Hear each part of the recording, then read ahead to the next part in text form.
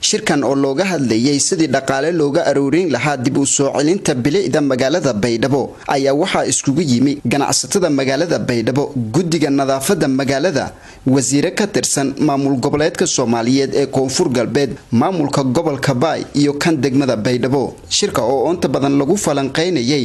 qaabka ganacsatada ay u qayb qaadan karaan ololaha nadaafadeed ee haatan ka soconayo magaalada Baydhabo ayadoo ganacsatada ay sheegeen in ay diyaar u yihiin wax kasta oo wax looga qabanayo bulshada magaalada Baydhabo iyo in lagu dhiirigeliyo mujtamaca Soomaaliyeed ugu horeyntii ayaa waxa goobta hadal gaaban ka jeediyay gudoomiyaha guddiga nadaafadda magaalada Baydhabo Awees Salaadadow isagoo ka dhawaajiyay in ololaha nadaafadeed xilliga ay bilaabayeen wax qalab ahi aan haysan September بدون بلاواني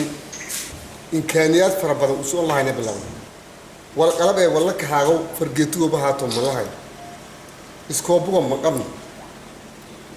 ده كنا فتش شغايو أو فوق جليو شيل من الملك هاين ساس ده دشة بل سبتمبر ما يهلني إني بقول بس كشغايو اللي جورنات يقولون هاي دولي بيلهم ما كان نسيت هلني قرب إنه هل أوجيك جارج عن بديلة فرجيتيال إسكوب أنت اللي فضل إنه هاي سنتك ولا بدي جانا سيدي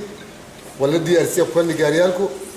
ولا نفتح نقطة كذا sidoo kale waxa goobta ka hadlay mid kamid ah ganacsatada magaalada Baydhabo oo isagu si aad ah u soo dhabeeyay shirka iyo arimaha looga hadlayo eedaha hadawaa horta geedkina ku hadala in nadaafadii la soo biimahayti qofwal walaayo fikirka ku qabano ku sheeg oo geedka wal contribution la soo beeno contribution la soo biyo geedkan la soo biyeeda faa'iido waan hadawaa nadaafadda طبعا Baydhabo isla kasaana Soomaali meeloonka nadaafadda wanka jarti haddana ku midata nadaafadda kulay burburka Soomaali kooy ayana kooy meeloogi Baydhabo bilicdi ahay أو ميل دتك ترافيك إنك بدنا عيد دتك أنت بدنا استعمالهم يا ما هذا جرتي ميل كويل خشنقو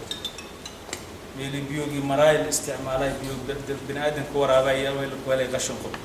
gudoomiyaha gobolka Baay Abdirashiid Abdullaahi Maxamed LFC ayaa ugu dambeyntii soo afmeeray shirka wuxuuna sheegay in cid kasto goobta kaga aadan nadaafadda ay gacan ka geysato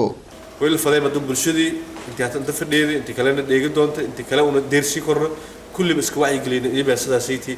أو بيل راي باللي للديب ولا حتى لو عتصها هاي بالله سنتي تدخل اسكو تتوسع سهول لك سي ولا لا يوم emergency ير أو جاب كس يعني ده بيل اسمه لها قال لي سأنتلكوا كبيار يدو ير مركون بيلكوا الدم هو بالغرب بعطاه بإني هوليو إسبيد ولا فده